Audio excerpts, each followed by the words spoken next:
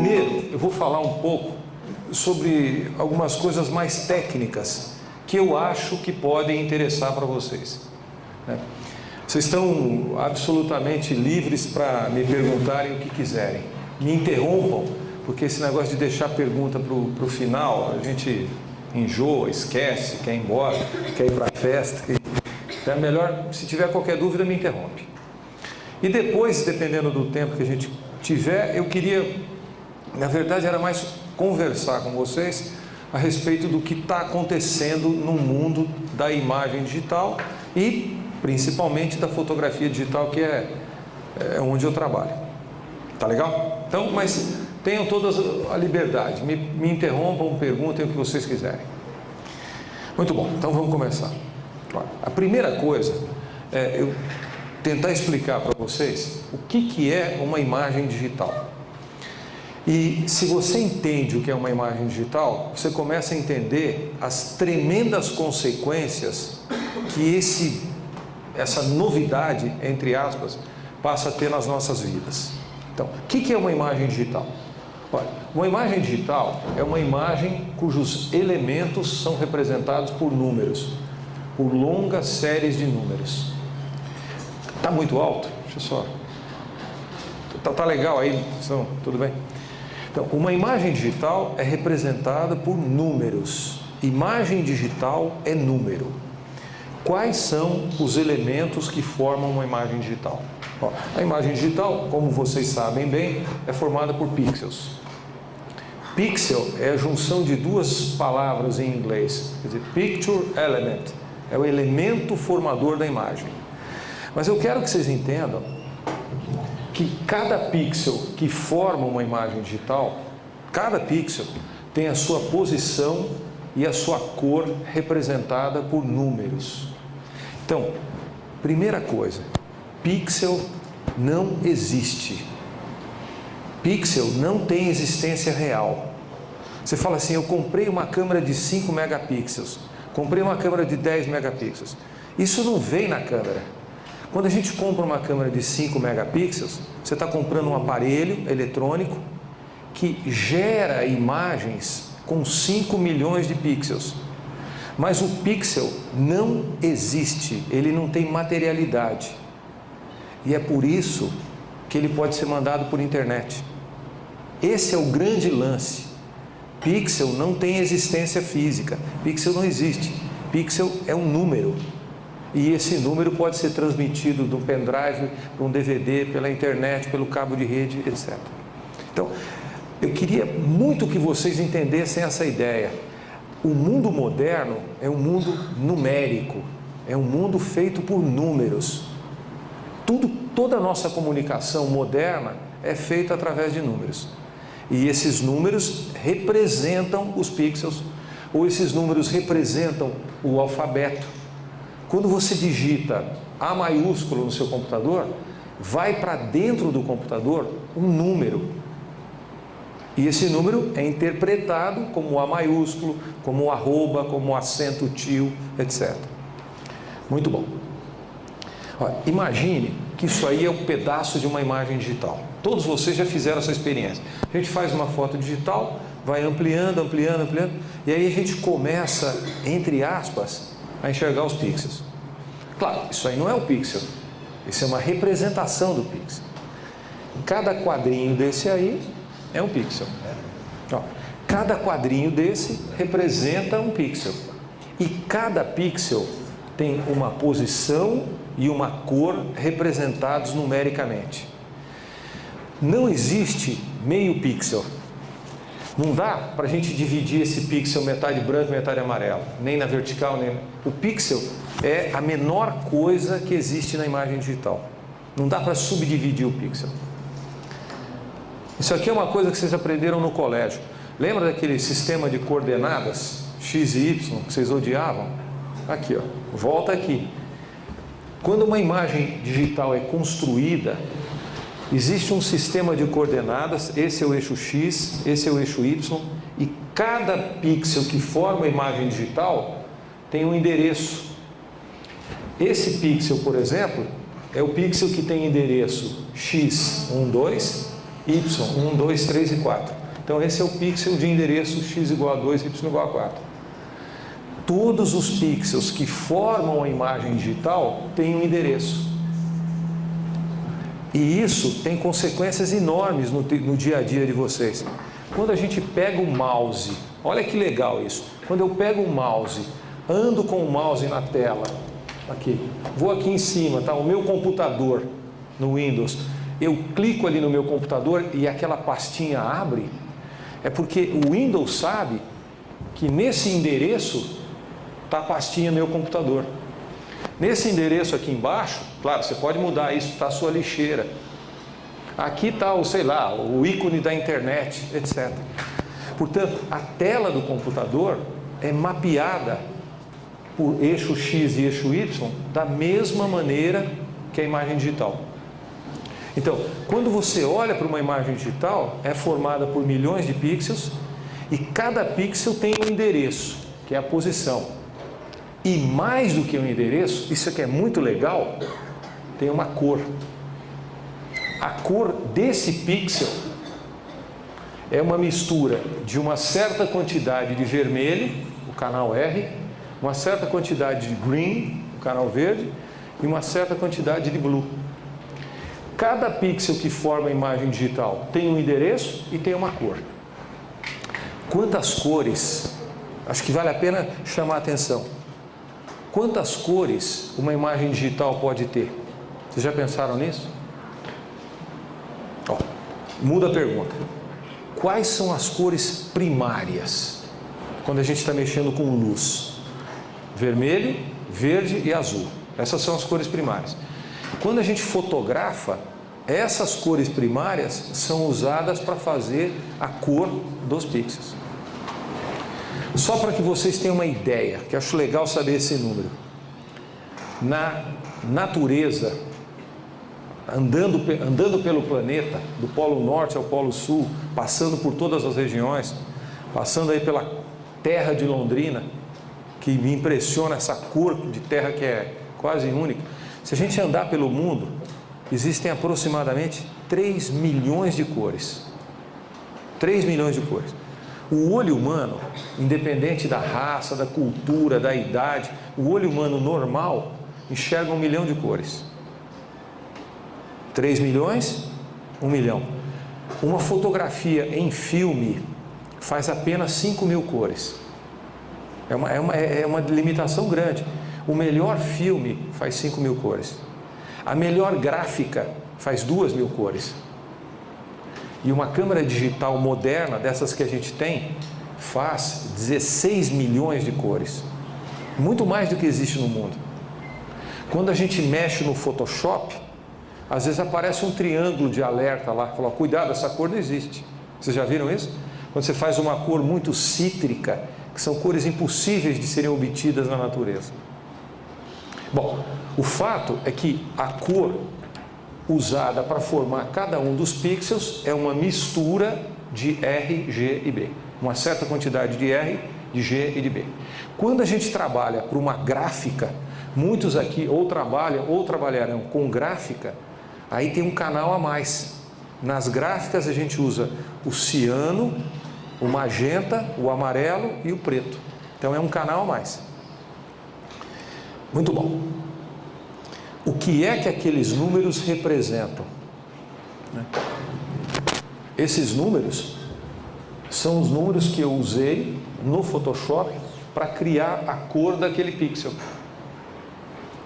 E para aqueles que estão familiarizados com o Photoshop, essa é uma página do Photoshop que mostra diversas maneiras para a gente compor as cores. Aproveito para fazer um alerta. O computador não entende a nossa linguagem para números. Nós usamos 10 dedos para contar, o 0 até o 9. A gente usa o sistema decimal. E o computador usa um sistema diferente, chamado sistema binário, onde todos os números são representados por uns e zeros. Isso é uma coisa legal. Quando eu digito alguma coisa, eu digito uma tecla, vai, R do Rogério, vai para dentro do computador um número, mas não em decimal, como a gente está acostumado. Vai para dentro do computador em binário, que é uma sequência de zeros e uns, que é a única maneira que o computador consegue contar coisas. Está entendido isso aqui, pessoal? Que é um jeito de representar as cores. Então, esse cianzinho aqui foi obtido a partir da mistura de RGB. Bom, qual é o significado daqueles valores de RGB? Eu também não quero encher vocês, é só para que você tenha uma ideia, tá? Não vamos exagerar muito. Aqueles números representam uma relação entre o brilho de um pixel e, ó, isso aqui é para chatear vocês, e a voltagem que esse pixel tem. É uma coisa de engenharia eletrônica, é uma chateação. Pode ser interessante, mas pode ser muito chato. Então, a gente estabelece, o engenheiro eletrônico estabelece uma relação entre brilho e a medida da voltagem, que o sistema mede. Brilho zero, voltagem zero. Brilho máximo, que é 255, voltagem máxima, que é 10 volts. 10, 11 volts, depende do sistema. Mas não vamos sofrer por causa disso. O que interessa, fala. Como vocês quiserem. Oi? Ligou? Eu estou com medo. Acho que eu nunca fui tão importante assim. Parece o Cid Moreira.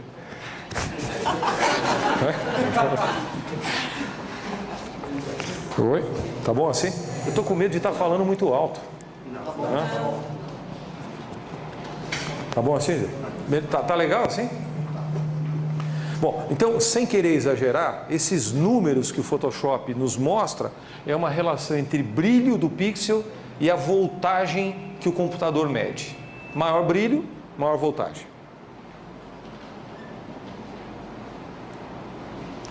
Bom, agora já tem uma coisa de interesse prático. Isso aqui é legal. Uma câmera digital moderna, a maior parte delas, é capaz de representar 256 tons. Aí. 256 tons. 256 tons de vermelho, de verde e de azul. Isso já é uma coisa do mundo prático. Então eu queria chamar a atenção de vocês. Será que 256 tons que uma câmera digital representa são suficientes para a gente entender o mundo, para a gente enxergar o mundo? Olha só, isso é bacana. Olha, o olho humano, na média, é capaz de perceber entre o preto fechado e o branco, é capaz de enxergar 650 intervalos. Olha que legal isso, pessoal. O olho humano é capaz de perceber 650 intervalos entre o preto e o branco. Ao contrário do que a gente pensa, o olho humano não é contínuo. A gente não enxerga todos os tons. Principalmente na região de baixa luz, a gente precisa de uma variação de aproximadamente 40% entre um brilho e o outro. Senão a gente não percebe. Na região de alta luz é mais fácil. Mas olha só, a gente tem 650 intervalos que o olho é capaz de perceber. Mas numa fotografia boa, com bastante tons, a gente não tem mais do que 240 passos. Portanto, o olho enxerga muito mais do que uma cópia fotográfica mostra. E a câmera digital é capaz de fazer 256 tons. Então, a câmera é menor do que o olho, mas é maior do que a maior parte das fotografias. Por isso que quando a gente fotografa digitalmente em preto e branco, o resultado é legal. Dá para fotografar em preto e branco digitalmente sem nenhuma perda em relação ao filme. Tá? Por quê? Porque a câmera é capaz de produzir 256 tons de cinza, muito mais do que a maior parte das fotografias.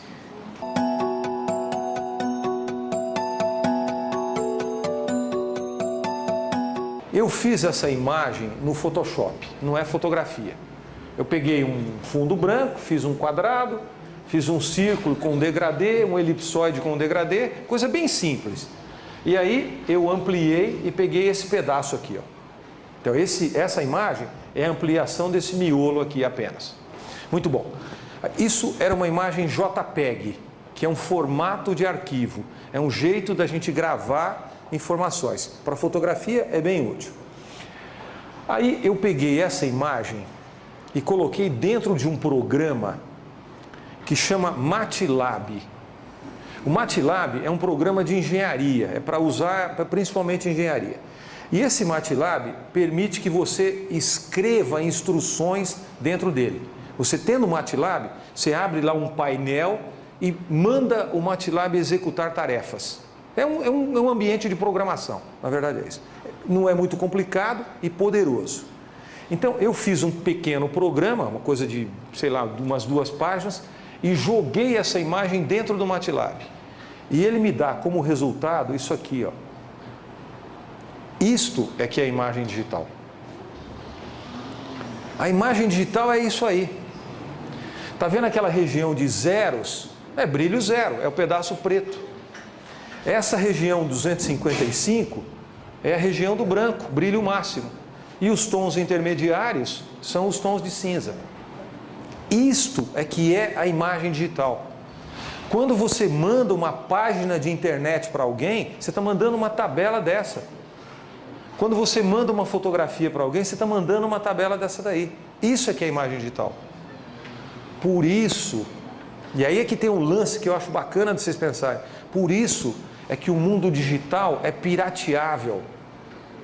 O mundo digital é um mundo da pirataria. Porque se eu copiar isso aí, eu vou ter exatamente a mesma imagem que eu gerei. E eu e o Rogério conversamos bastante sobre isso. A diferença entre o mundo analógico e o mundo digital é que no mundo analógico existe original. E no mundo analógico, o original e a cópia são idênticos. Vocês entendem como isso muda o jeito da gente ver o mundo? Eu falo assim, Mona Lisa só pode ser analógico. Não existe uma Mona Lisa digital. Porque a Mona Lisa digital pode ser reproduzida 1 bilhão de vezes. E é legal que vocês pensem nisso no futuro criativo de vocês. Quando vocês começarem a produzir, quando vocês começarem a criar, vocês têm que ter clareza que vocês serão pirateados. Porque o mundo digital é o mundo da cópia igual ao original. Não adianta chorar as pitangas. O mundo digital é assim, você pode comprar um Photoshop por $1.000 ou por R$10. E ele faz exatamente a mesma coisa. Os caras da Adobe arrancam os cabelos para tentar proibir a cópia. Todo mundo que faz software tenta evitar a cópia. Mas os jovens inventam jeitos de craquear qualquer software. Por quê? Porque vocês querem essas tabelas. Dá para entender como isso muda a nossa relação com as artes, a nossa relação com a originalidade? No mundo digital não existe cópia, ou não existe original, dá na mesma, é tudo igual. No mundo analógico não. Se eu tenho uma pintura, não adianta, eu posso contratar um cara para copiar aquilo, mas não vai ficar igual. No mundo digital não, é tudo igual. Quando a gente copia um CD de música, todos vocês já fizeram isso e eu também, você está pegando um CD, que é a informação digital, e gerando uma outra informação digital. Põe lá e ele toca do mesmo jeito. Ok? E outra coisa legal para comentar com vocês é o seguinte, isso é fácil de transferir de um lugar para o outro. Você manda de qualquer jeito, internet, cabo de rede, pendrive, a gente copia isso. Mas temos um problema. Isso tem que ser guardado com cuidado, porque nós ainda não temos um chip, teremos no futuro. Nós seremos chipados no futuro. Vocês aí que vão viver muitos anos ainda, vão ter um chip, vocês vão se conectar ao computador. Mas enquanto a gente não tem esse chip, a gente tem que guardar isso. Porque a gente não consegue ler essa tabela. E aonde vocês guardam? Guarda no computador, guarda no pendrive, guarda no telefone celular, onde mais? No DVD, no CD. Mas todas essas mídias que guardam coisas são perecíveis. Elas estragam, né? Então, vocês, principalmente os jovens, eu insisto nisso, vocês têm que tomar cuidado para não deixar a memória fotográfica de vocês numa máquina, porque senão vocês vão ficar sem memória. Os mais velhos têm memória fotográfica em caixa de sapato. Eu vou na casa da minha mãe e tem lá umas caixas, umas fotos amareladas, umas comidas, não sei o que mais, tem lá a minha cara, quando eu era criança. Mas, se vocês não tomarem cuidado, muito cuidado, as imagens, o mundo de vocês desaparece. Porque você troca de computador, vem um vírus. Ah, mas eu tenho tudo em DVD. Não, DVD é legal. Qual é a falha do DVD? Vocês já pensaram que um DVD pode durar 30 anos? Pode, está lá o DVD. E como você vai ler o DVD daqui a 30 anos? Não vai ter mais leitor de DVD. Eu sou da geração do vinil. Vinil e vitrola. Eu sou desse tempo. Eu tenho um monte de vinil, mas eu não tenho mais vitrola para tocar o vinil. Vocês entendem que esse mundo precisa de uma interface? Se você não tem um leitor, você não tem a imagem. Então vocês têm que tomar muito cuidado para que vocês preservem a história pessoal de vocês de um jeito sempre atualizado. Agora tem DVD, Blu-ray, tem um monte de tralha. Mas daqui a pouco o Blu-ray está obsoleto. A gente nem está vendo ainda, mas tem outras pessoas pensando nisso. E se você não transferir de uma mídia para outra mídia, para outra mídia, para outra mídia, daqui a 20 anos vocês perderam a cara que vocês tinham aos 19 e 20. Vocês entendem isso? É fácil copiar, mas tem que tomar extremo cuidado para preservar. Vocês já enfrentam um problema diário com isso aí, com o telefone celular. Vocês fotografam no celular. É legal, fotografei a balada aqui, pá. Mas amanhã, não cabe mais, apaga. Então aquele evento sumiu. Pensem que o mundo digital tem suas virtudes e suas vantagens, mas também tem esses problemas.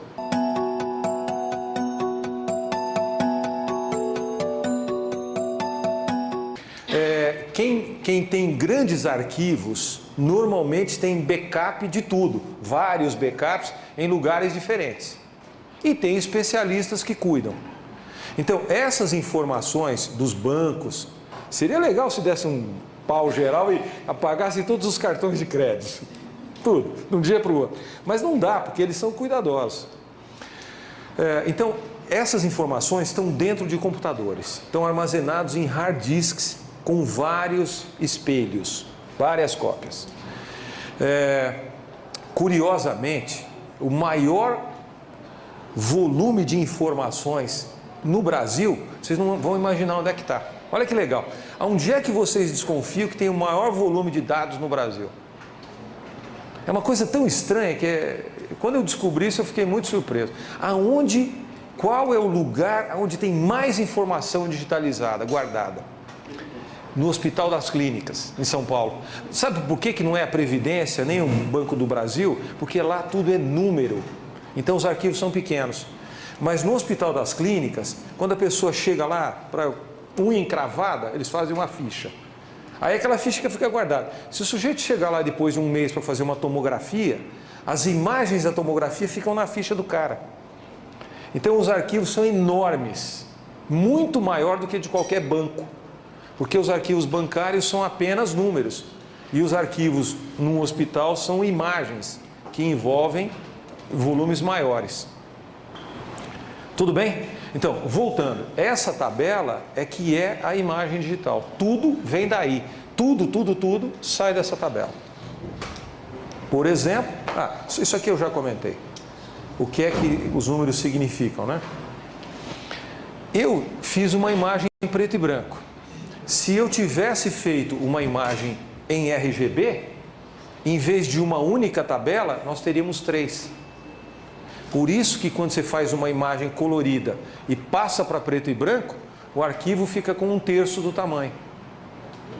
RGB, 3 tabelas. Uma tabela para cada canal de cor. Em PB, preto e branco é um canal só. Então, o arquivo que era 3 tabelas transforma-se numa tabela só. Por isso que o arquivo cai. A qualidade aumenta. Não necessariamente. Ele está me perguntando se a qualidade aumenta. Não necessariamente. Depende do que você vai fazer. Tonalidade aumenta. O número de tons que você pode ter em preto e branco pode ser melhor. principalmente na hora de dar saída. Mas o arquivo fica com 1/3 do tamanho. Quando vocês tiverem paciência, pegam a imagem RGB e converte para grayscale, lá, escala de cinza. Vocês vão ver que o tamanho fica 1/3. Bom, tudo que o computador faz depende dessa matriz. Isso é que eu acho legal. Você fala assim, uma imagem digital é aquela tabelona. Tudo que eu faço no Photoshop depende dessa tabela. Se eu quiser mudar o brilho, se eu quiser mudar o contraste, qualquer mudança vai depender dessa tabela. Uma das coisas, por exemplo, é o famoso histograma. Ó, tá aqui aquela nossa imagenzinha e esse é o histograma. O que é o histograma? O histograma é uma relação entre o número de pixels e o brilho que esses pixels têm. Isso aqui é um mapa, é um mapeamento, é uma contagem de quantos pixels são brancos, aqui é o lado branco, aqui é o lado preto, e quantos pixels são intermediários. Olhando para esse histograma, eu pergunto, essa imagem é mais escura ou mais clara? Mais escura, porque o histograma está deslocado para a esquerda. É legal vocês conhecerem o histograma, porque você faz uma foto, se o histograma tiver muito deslocado para cá, a imagem está clara. Se o histograma estiver deslocado para lá, a imagem está escura. E às vezes a gente está fotografando ao ar livre e o visor da câmera não te dá uma noção boa do que está acontecendo. Olhando para o histograma, você fala, bom, acertei, ou está muito escuro, ou está muito claro. Olha um exemplo aqui, ó. Esse é um exemplo típico de histograma. Uma cena, aqui, ó. Região escura da imagem, região clara da imagem. Esse ponto aqui, por exemplo, cai aqui no histograma. Fala. Tudo bem? Ah, não. Vocês entenderam a ideia? Então, o histograma é um mapeamento do que é que a imagem tem. Quantos pixels a imagem tem na região clara ou na região escura.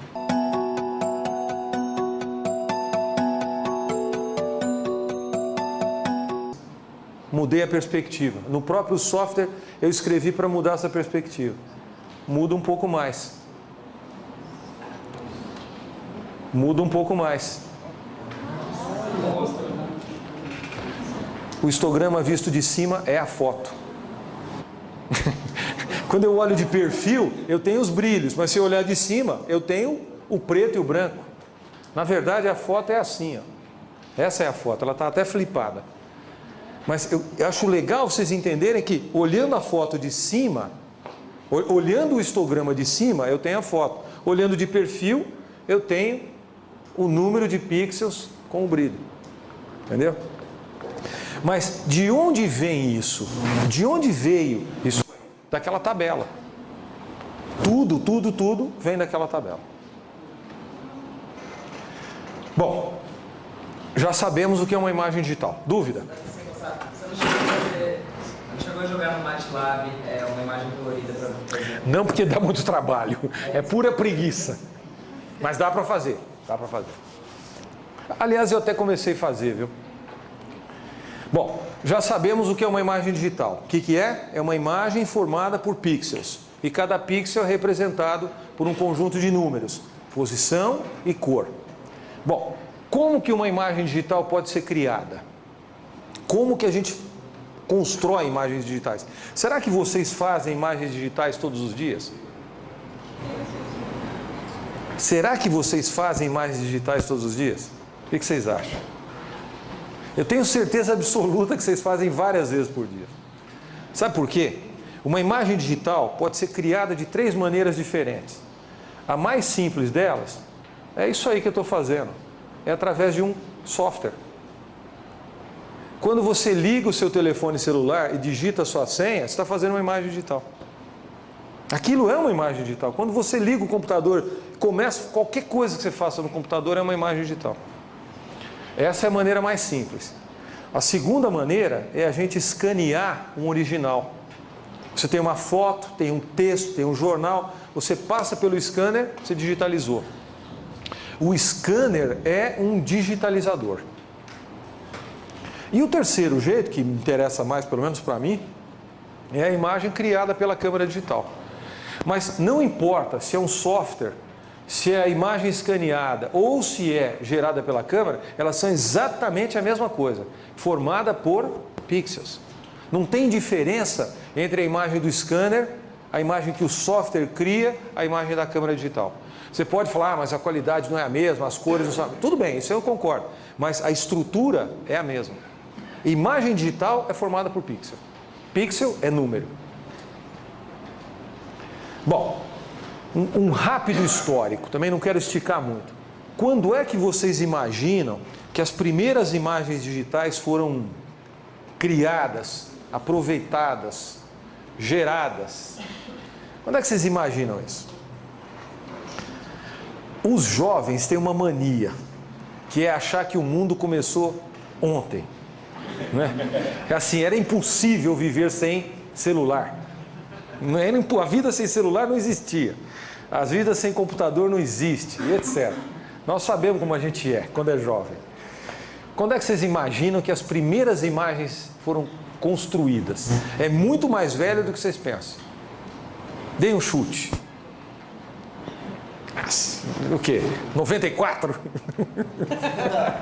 Ontem. Olha só, turma. As primeiras imagens digitais são de 1920. Nem eu tinha nascido nessa época. Ó, em 1920, ingleses e americanos trocavam imagens digitais pelo cabo submarino. O cabo submarino é um cabo elétrico que atravessava o Atlântico Norte, de Londres para Nova York. Esse cabo foi concebido originalmente para transmitir telefonia, conversa telefônica. Mas através do cabo eles mandavam impulsos elétricos. Tinha de um lado um codificador, do outro lado um decodificador. Eles mandavam imagens fotográficas de um lado para o outro do Atlântico. Imagens de 13 por 18, uma imagenzinha assim, demorava 3 horas para ser transmitida. Você fala, pô, ridículo. Não, isso era a internet da época. Isso era uma proeza tecnológica, porque o navio demorava 10 dias para levar uma foto. A internet, o conceito é de 1920. Transmitir imagens de um lado para o outro do mundo. Existe cabo submarino na costa brasileira. É usado até hoje. Parte da nossa internet, parte do fluxo de internet, usa cabo submarino. Mais moderno, mais usa. A primeira imagem foi para um computador em 1957. Um americano chamado Kirsch escaneou uma foto do filho, que eu vou mostrar depois, e colocou no computador. Preto e branco, claro. 1957. Em 1964, a NASA começou a transmitir imagens digitais das sondas que eles mandaram para Marte. Tá? Só que aí já era mais sofisticado. Era uma câmera tipo câmera de vídeo, gravava as imagens digitalmente e transmitia por rádio, antena de rádio. É um telefone celular, mandando foto. Olha aqui, ó, as fotos de 21, 22 e 29. Claro que para os nossos padrões, são fotos pobres. Tinham 16 tons de cinza apenas. E as nossas têm 256. Então, principalmente na baixa luz, a gente, tá vendo? Na sombra, fecha completamente. Você não enxerga. Mas era uma proeza tecnológica. Olha aí, ó, a primeira foto escaneada. Esse era uma criança, filho do Kirsch, tinha meses. Era uma foto tipo 3x4 que tinha apenas 176 pixels. A revista Life considera uma das 100 fotografias que mudaram o mundo. A ideia é tão poderosa, né? Você sair do papel e ir para dentro do computador, que essa é considerada uma das 100 fotos que mudaram o mundo. Tem outras que a gente imagina, mas é uma mudança muito radical, você sair do papel e ir para o mundo eletrônico. Essas são as fotos de Marte, as primeiras fotos de Marte feitas pelas Mariners, transmitidas por antena. Uma foto mais distante, aqui já tem um close, dá para ver o Polo Sul, e aqui um close da superfície. Mesmo hoje, se a gente olhar, você fala, bom, legal, tem estrutura, você enxerga a coisa. Em 1981, a Sony lançou a primeira câmera digital. Era uma coisinha pequena, Eu lembro de ter visto isso numa vitrine lá em São Paulo. Falei, isso é bobagem, isso não vai funcionar. Olha que estupidez. Né? Quando eu penso nisso, me dá até vergonha. Eu falo assim, isso é bobagem, o negócio é filme. Imagine que eu estava achando que eu era mais esperto do que o dono da Sony, que era o Akio Morita. Que falta de juízo. Só que a Sony, essa máquina, não gravava digitalmente. Isso aqui é legal. Fotografava, mas gravava analogicamente.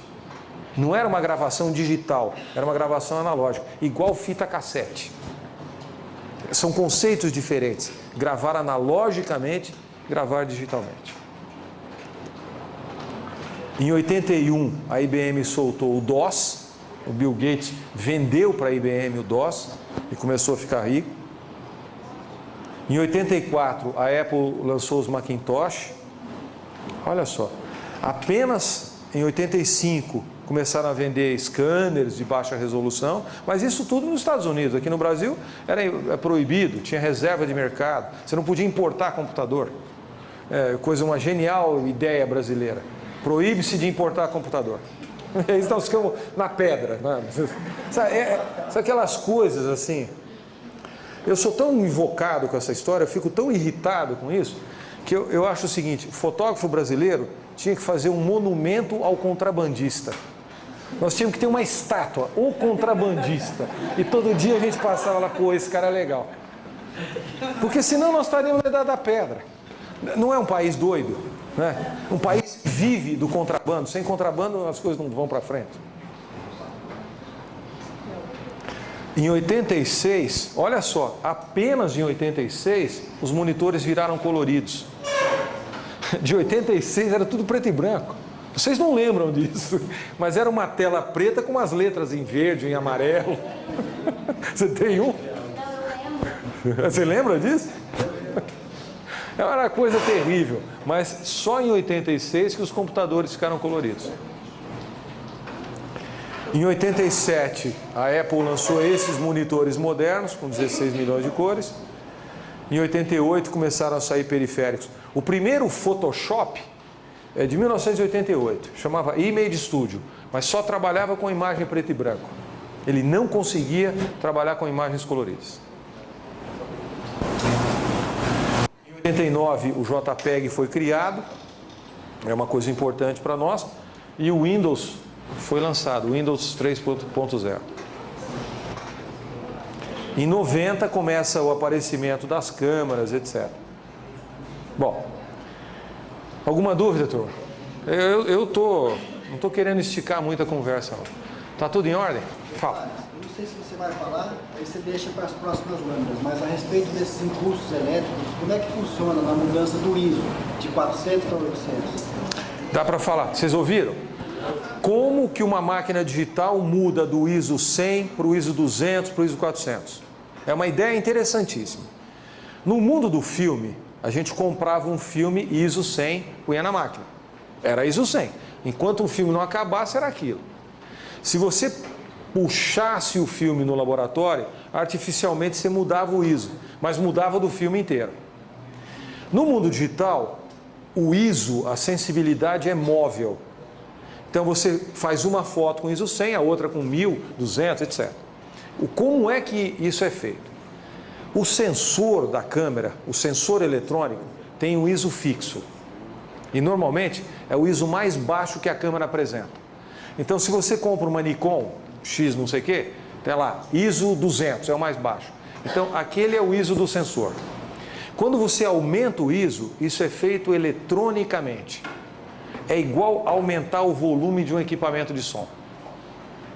E quando a gente aumenta o volume do equipamento de som, a partir de um determinado volume, começa a dar o quê? Ruído, e é o que dá na fotografia de ISO alto.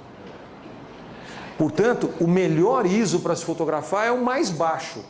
É que às vezes não é suficiente, então você precisa de um ISO mais alto, mas inevitavelmente, principalmente na região escura da imagem, aumenta o ruído. Fala.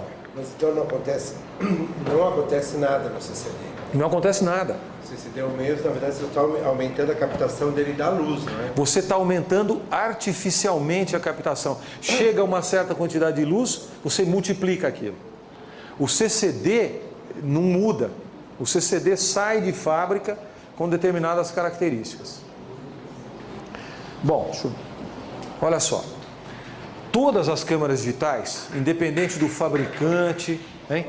Fala. Mas essa relação que se faz com o grão do filme analógico, que a sensibilidade dele vai aumentando, esse grão vai estourando, né? Que é o que a gente chama. O grão aumenta. O grão aumenta para que essa capacidade de absorção da luz seja maior, uma área maior. O ruído que vai acontecer no alto ISO, 800, por exemplo, ele começa também a ser gradativo, e é essa relação que se faz com o grão analógico, com o ruído na captura do ISO CCD. Não, mas não é, não tem, você não enxerga a estrutura, você não enxerga a estrutura, você só fica com cores falsas. O ruído é cor falsa, não é que começa a granular a imagem. Você fotografa. É ruído de cor. A luz forçada, né? Exatamente. Você começa a errar nas contas. Quanto mais você aumenta o ISO, mais difícil é o computador da máquina ou o computador de fora entender aquilo. Então, ruído em fotografia não é aumentar o grão em digital, é piorar a reprodução das cores. Isso é que é ruído. Não existe grão. Porque não existe grão. E porque o tamanho do pixel não se altera. Então, olha só, todas as câmeras digitais, independente da marca, do fabricante, usam um sensor eletrônico chamado CCD ou CMOS, tem dois tipos, CCD ou CMOS, que recebe luz e cria o pixel. Na verdade, no sensor existe o chamado fotodiodo. O fotodiodo é um microsensor de luz. Cada fotodiodo gera um pixel. Então, quando você compra uma câmera de 5 megapixels, é que no sensor da câmera existem 5 milhões de fotodiodos. Cada fotodiodo gera um pixel. Só para que vocês tenham uma ideia. Olha um sensor visto ao microscópio. Isso aqui, ó, é uma fotografia feita ao microscópio de um CCD. Cada quadrinho desse aqui é um fotodiodo. Observem que existe uma diagonal onde todos têm filtro verde. Recebem luz verde. E a diagonal vizinha é vermelho, azul, vermelho, azul, vermelho, azul. Então, olhando ali, vocês percebem claramente que existem mais sensores para o verde do que para o azul e para o vermelho. Porque o olho humano é mais sensível ao verde. Então, o sensor simula o olho.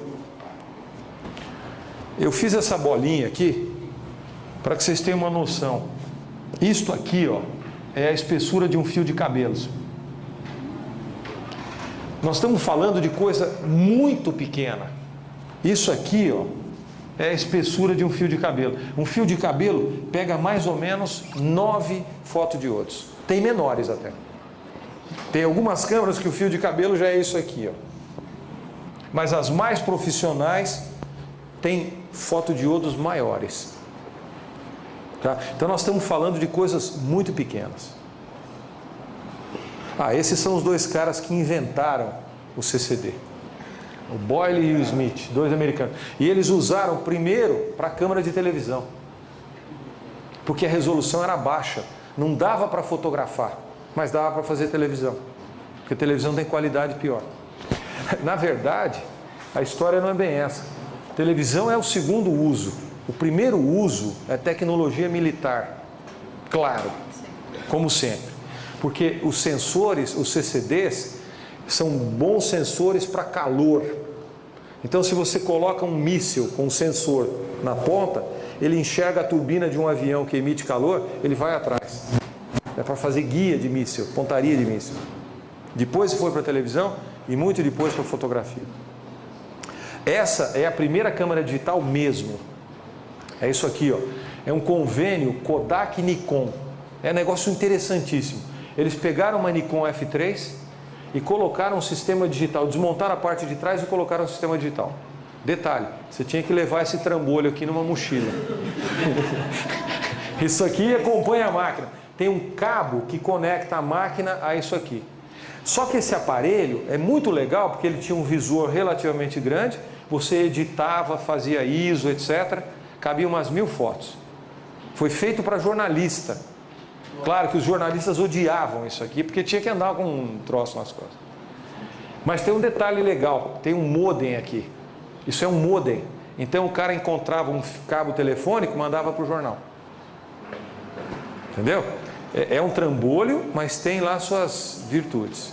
Essa é a primeira câmera digital mesmo. 1,3 megapixel, lançada em 91 e custava $30 mil. 1,3 megapixels. Hoje a gente compra uma câmera de 7 megapixels por, sei lá, $150, $100. E isso é só para que vocês vejam como é que é o CCD. O CCD é uma pastilha desse tipo aqui, onde os fotodiodos estão lá distribuídos. Isso é encaixado no circuito eletrônico. Acho que eu tenho uma aqui. Aqui, ó. Olha como é que é um CCD. A placa do circuito, ó. Isso aqui é o CCD visto de frente, a parte de trás, e aí isso é encaixado num sistema que cada câmera tem a sua.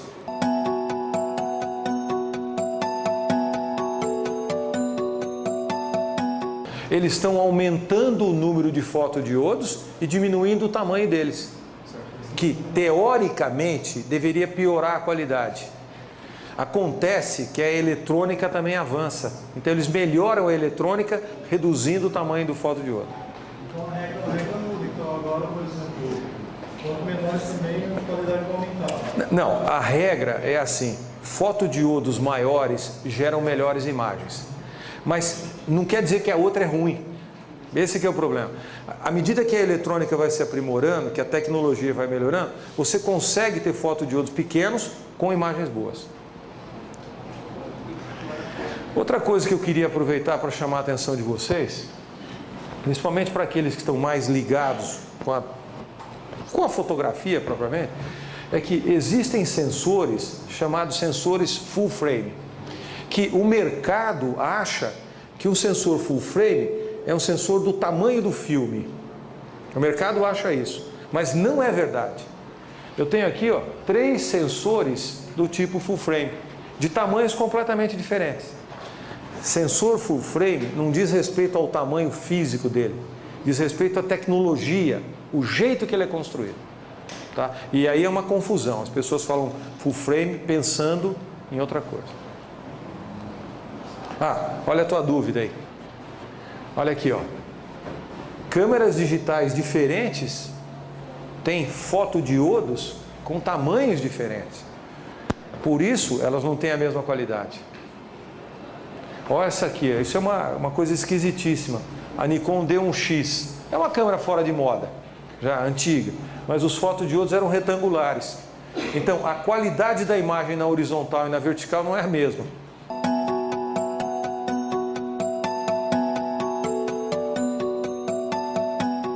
Olha que negócio complicado. Eu tenho um sensor. Aí eu deposito 2 camadas de corantes em cima do sensor.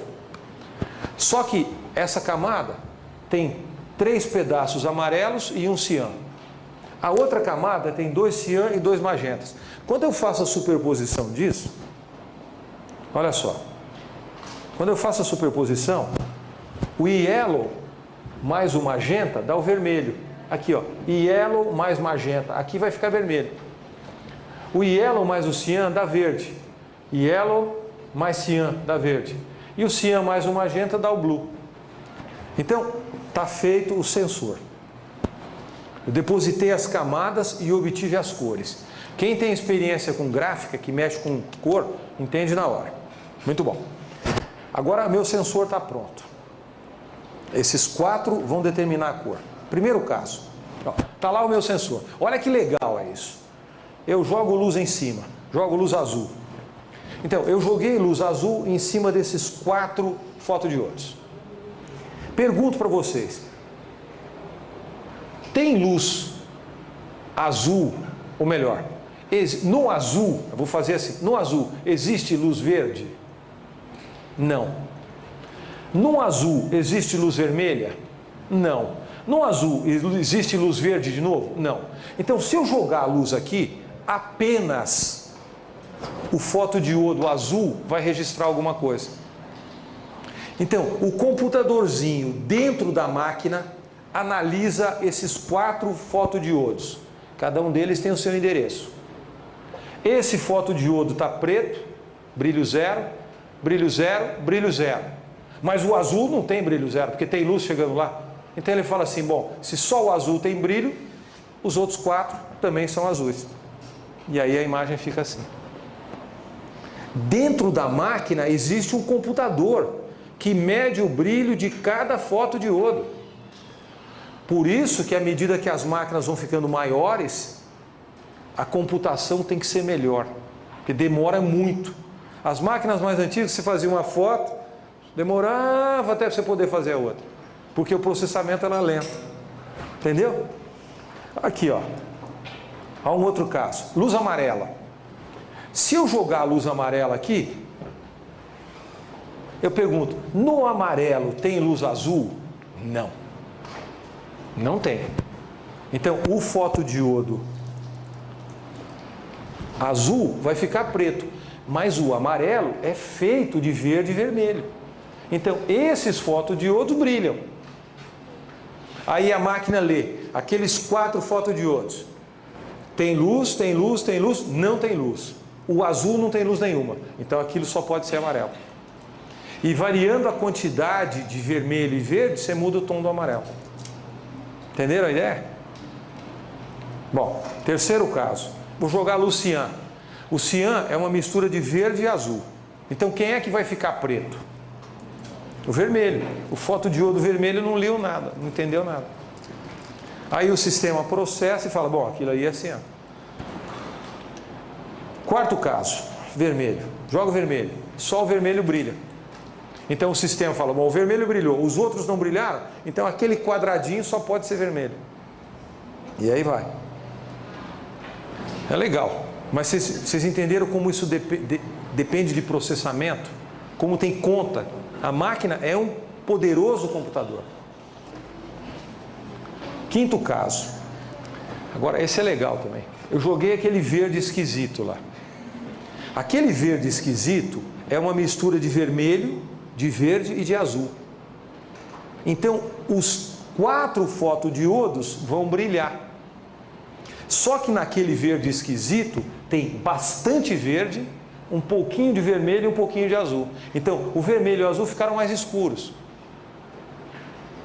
A máquina analisa quanto de vermelho, quanto de verde e azul tem e me dá aquela cor. Compõe aquela cor. Lembra da primeira conversa dos valores do RGB? Está aqui, ó. Olha os valores do RGB aqui. Ah, pulei um negócio. Bom, vocês entenderam a ideia. Agora, tem problema. Não é só uma maravilha. Olha um problema que a gente enfrenta quando fotografa. Imagine que um cara, aí vocês fotografam um cara com a camisa listadinha. É um típico problema. Dá em vídeo também. Aí uma lista preta cai aqui. Uma lista branca cai aqui. Bom, aí o computador se atrapalha. Ele não consegue analisar isso. Porque um lado fica preto, o verde e o azul registram alguma coisa, ele analisa o resultado, te dá um resultado falso. Cor falsa. Isso se chama moiré. Quando a gente fotografa tecido, nylon, seda, coisas que têm estrutura muito fina, esse problema dá. Você fotografar um cara com cabelo igual ao do Gabriel, não, você mesmo aqui, Gabriel, com esses fiapinhos para cima assim, às vezes o cabelo fica colorido, porque são estruturas muito finas. Olha aqui, ó. Olha um exemplo de moiré. Essa foto eu fiz ao acaso, depois é que eu descobri. Está vendo o degrau, os degraus da escada aqui? Ele é prateado, é alumínio, mas tem umas listas aqui, ó. Interpretação errada de cores. É muito comum. Às vezes você muda um pouquinho o ângulo, pequenas variações já somem. Olha aqui nessa mala, aqui ó, olha o moiré no alumínio. E aqui eu corrigi aplicando um software que chama Demoirize, tira moiré. É um jeito de reduzir. Ó, o outro exemplo, ó. Lycra. Reduzir ruído também resolve. Reduzir ruído também resolve. Na verdade, reduzir ruído significa reduzir a qualidade. O filme não tem uma estrutura rígida. Então, quando você amplia uma imagem feita com filme, você enxerga, vamos dizer assim, círculos que formam a imagem. No computador é tudo quadriculado. Hoje em dia, não dá mais para você, olhando imagens em tamanho não exagerados, reconhecer um do outro. Agora, se você ampliar muito, você começa a perceber a diferença. Então, não exagerando, a gente não consegue diferenciar. Pelo menos por isso. Você pode diferenciar por outras razões. Às vezes, contraste. Né? Às vezes a fotografia digital fica muito contrastada. Quando se fazia fotografia nos satélites usando filme, periodicamente o filme tinha que ser mandado para a Terra. Você sabe como é que fazia isso? É uma coisa tão doida. Satélite espião, era o caso típico. Os americanos espionando os soviéticos espionando os americanos. Não tinha digital. Então passava o satélite e fotografava com filme. Colhiam isso com um avião. Um avião, sabia onde ia cair, o avião puxava uma rede enorme, aquilo caía na rede e eles fisgavam. Era assim que era feito, antes da tecnologia digital. Eu acho que não há dúvida que a gente deve tratar em RGB. A conversão para o CMYK é o último estágio. Mesmo porque a mesma imagem pode ter destinos diferentes. Você pode ter uma imagem que vai ser impressa em offset, aquela imagem que vai ser impressa em papel fotográfico, etc.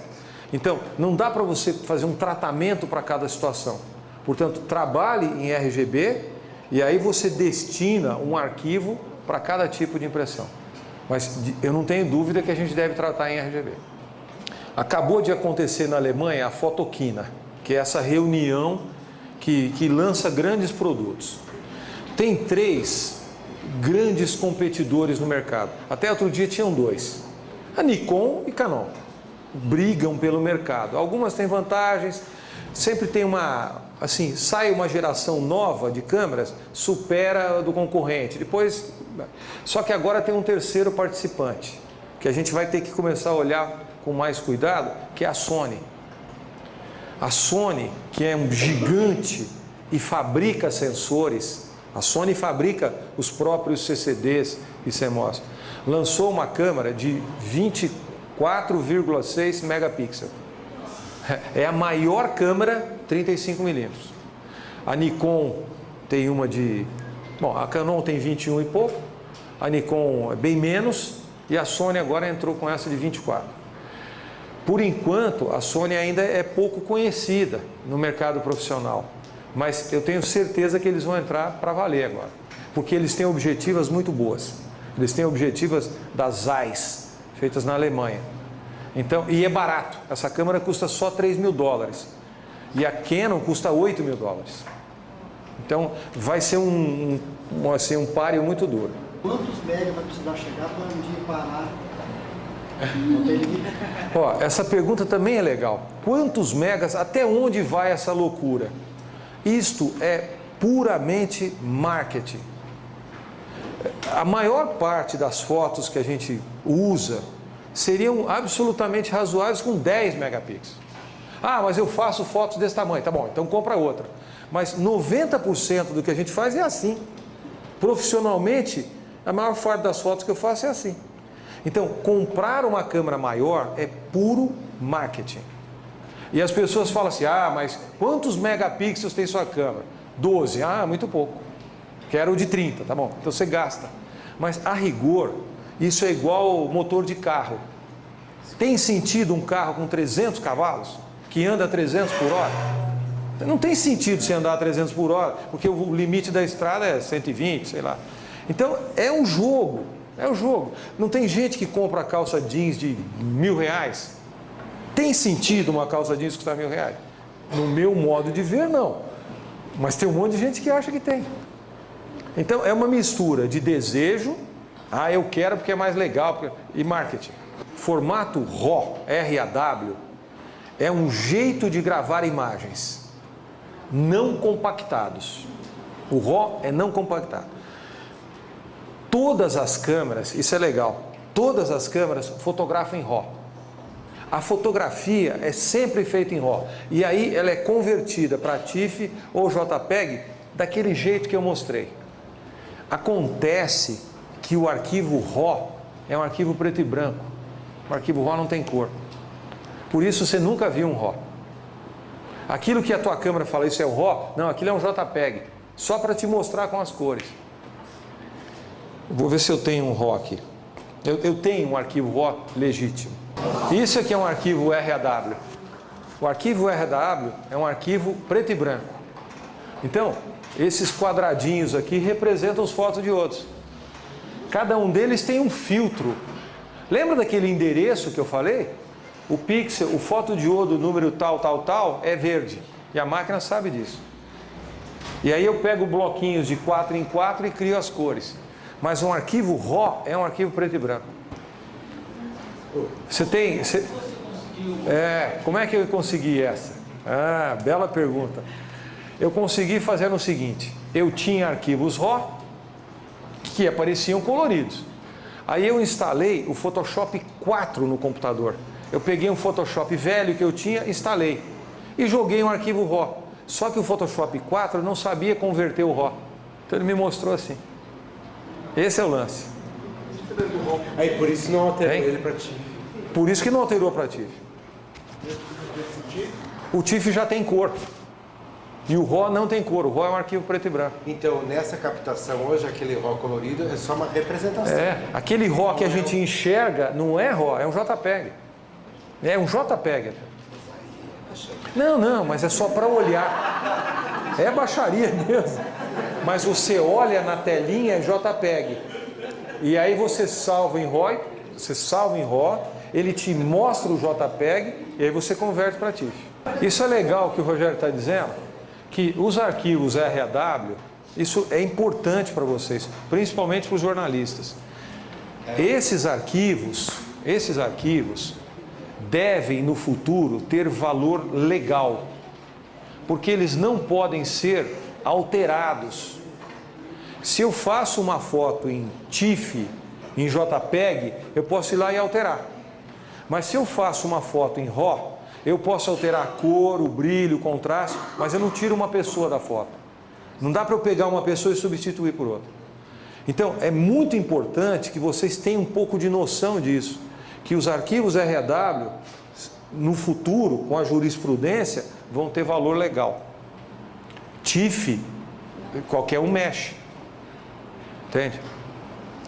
Agora, a Adobe, eu acho que o bom é guardar os dois jeitos. A Adobe, que é muito poderosa, está querendo que todos os fabricantes adotem o mesmo tipo de arquivo RAW, que eles chamam de DNG, é o Digital Negative. É uma briga de gente poderosa. Se isso acontecer, todas as câmeras vão capturar em DNG. O RAW passa a ser chamado DNG. A vantagem para o usuário é que você pega o Photoshop abre qualquer arquivo. Para o usuário é essa. Para a Adobe, porque eles economizam em equipes de engenharia que tem que inventar o software para abrir o tal arquivo. Mas vamos ver, isso é difícil dizer o que vai acontecer. Então, só para aproveitar a sua pergunta, hoje, na minha opinião, existem 3 grandes fabricantes. A Canon, a Nikon e agora a Sony, que vai entrar pesado. E para o Brasil, a Sony tem uma política legal para a gente, que eles vendem, a Sony é que vende, eles não têm loja. A Sony vende em 10 vezes pelo site. Então você pode comprar uma câmera boa, pagar em 10 vezes com 2 ou 3 anos de garantia. Coisa que nas outras fabricantes a gente não tem. Então é uma coisa interessante para a gente que está no Brasil. Você acha que tem uma Sony equivalente a uma 40D, por exemplo? Tem, a Alpha 350, equivalente a 40D. A 700 também é muito boa. Agora, é uma briga. É que a Sony é muito poderosa. Aproveitando, assim, essa viagem que eu fiz esses dias, eu só posso dizer, na Fotoquina, tem milhares de pessoas fotografando. Milhares. Todo mundo com câmera fotografando. Eu só vi um cara com máquina de filme. Era um cara e eu. Porque eu também estava com uma máquina de filme, só. O resto, todo mundo digital.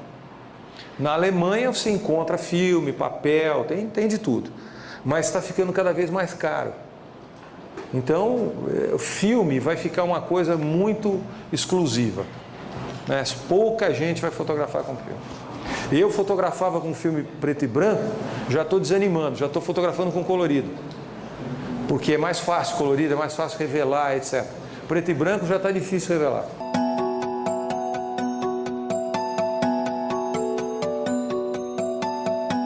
Ó, a qualidade não depende só do número de megas, como você disse muito bem. A qualidade depende do sensor, da eletrônica, porque tem eletrônica cara e eletrônica barata. Você pode comprar um rádio de pilha por R$10. Fala do mesmo jeito, mas fala pior do que o outro. Então depende do sensor, da eletrônica e curiosamente, bom, da ótica, evidente, mas curiosamente depende do software. Depende do programa que cria essas imagens. Então, não dá para falar assim, duas câmeras que têm o mesmo sensor têm a mesma qualidade? De jeito nenhum. Não tem. Depende, porque fabricantes de sensores no mundo são poucos. Tem uns 6 ou 7 fabricantes que vendem para todo mundo. Agora, o que é que o fabricante faz com aquele sensor é que depende muito. Eu acho que a gente atingiu uma qualidade ótima de digital. Eu gosto muito, acho que o resultado é muito legal. E, claro, se você tem um equipamento mais sofisticado, o resultado naturalmente é melhor. Mas eu acho que o filme está extinto sob esse aspecto. Não que eu não goste de filme, eu acho que filme é uma ideia legal.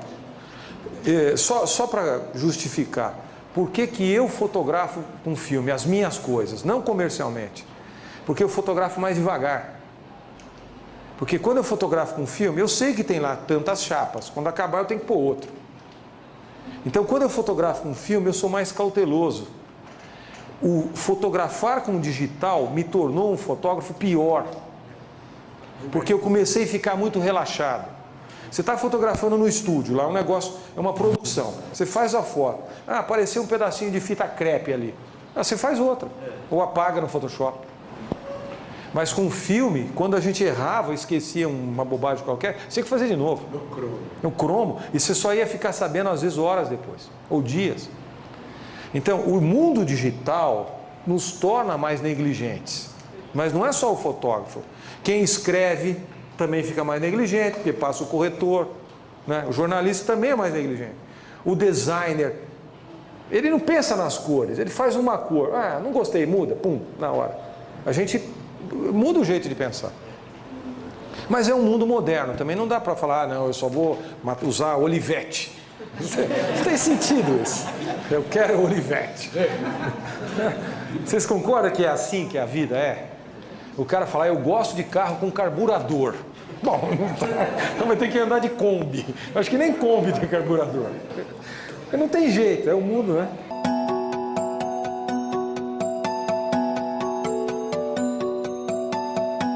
A sugestão é, antes de você começar a usar aquilo para valer, você tem que fazer uns testes. Para ver como que aquele sistema, lente, sensor, eletrônica, reage. E comprar uma câmera digital, principalmente para usar profissionalmente, sem testar, é a maior besteira. Eu já fiz isso, já fiz essa besteira. Agora não faço mais. Porque eu comprei uma câmera, eu fui meio iludido. Sabe aquela história? Não, compra, a gente faz um desconto, comprei. É uma maravilha. E depois eu vi que era ruim. E sinto muito, eu tinha comprado. Então, claro, eu não estou falando de foto que a gente faz no cotidiano, sem muita responsabilidade. Mas se você pretender ter controle de cor, você precisa testar. Precisa mesmo, porque nem sempre a gente chega no resultado que quer. Claro que quem manja bem de Photoshop, principalmente, consegue coisas quase fantásticas, mas dá muito trabalho. Então é melhor fotografar direito para não ter que ficar depois quebrando a cabeça no Photoshop. Algumas coisas o Photoshop faz muito bem, outras coisas não faz. Quer ver um exemplo? Isso não é muito o mundo de vocês, mas acho que vale a pena saber. Você vai fotografar um edifício, né? Coisas de arquitetura. Quando a gente fotografa com uma câmera pequena, você levanta a câmera assim. Aí o topo do edifício fica assim. E a base fica assim. É igual olhar para ele. Para corrigir isso antigamente, a gente usava a máquina de Foley, aquelas maquinonas. Porque com a máquina de Foley, você controla a perspectiva. Dava um baita de um trabalho, é pesado, é caro, mas você punha lá e o prédio saía retinho. Bom, com o advento do Photoshop, a gente começou a falar, dá para mexer na perspectiva. Dá, mas não fica igual. Por uma razão muito simples. Você tem a foto e o prédio está assim. Para fazer isso com o prédio, eu mudo a resolução da foto aqui em cima. Então a qualidade em cima fica diferente de baixo. Simples. Também. Então, tem algumas coisas que o mundo digital corrige bem, outras nem tanto. Uma coisa que eu contei para o Rogério, que é muito interessante, que eu aprendi esses dias. Só um minuto. Tem um back digital novo. Olha que negócio maluco. Um back digital feito pela Leaf. É uma empresa de Israel. É da Kodak, mas funciona em Israel. Você fotografa com esse back digital e ele transmite a imagem para um iPod. Um iPhone. Ele transmite para o iPhone. Quer dizer, eu estou fotografando em São Paulo, eu posso mandar para o iPhone do Rogério aqui. Na hora. É como fazer uma ligação. Então, todos os telefones que eu coloco na minha rede recebem a imagem. E recebe a imagem e você pode andar, navegar, amplia, você mexe o contraste, etc. Por isso que eu estou dizendo assim, é uma integração que nós vamos viver nesse mundo de comunicação.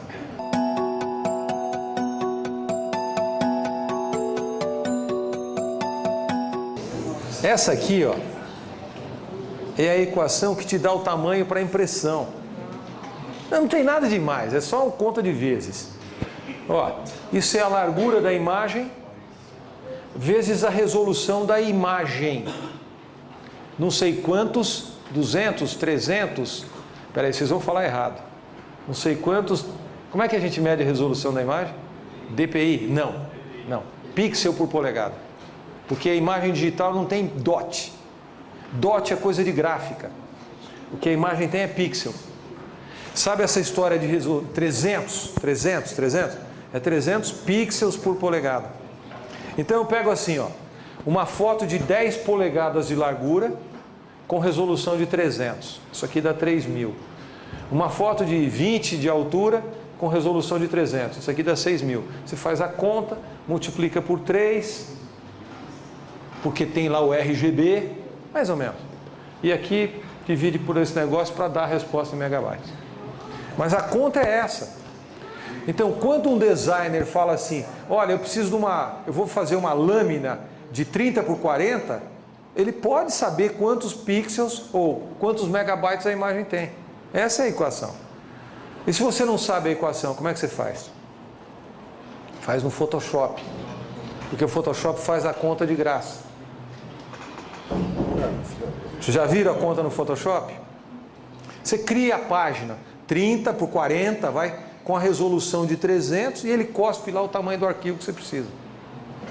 O Photoshop tem essa equação embutida.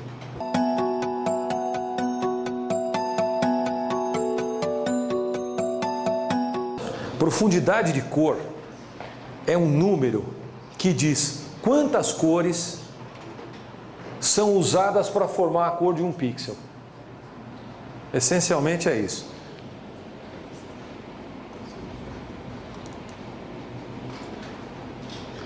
Está perto aqui. Ó, profundidade de cor determina quantas cores são combinadas para a representação de cada pixel. O número de cores que uma imagem tem depende de quantos bits a gente usa para representar a imagem. Se existisse, não existe, mas se existisse uma imagem de 1 bit, ela teria 2 elevado à primeira cores. Então ela teria 2 cores só. Então a imagem seria ou preta ou branca. Ou o pixel é preto ou o pixel é branco. Uma imagem de 2 bits seria 2 elevado à segunda. Ela tem 4 cores. Portanto, seria 4 tons. Preto, branco e 2 tons de cinza.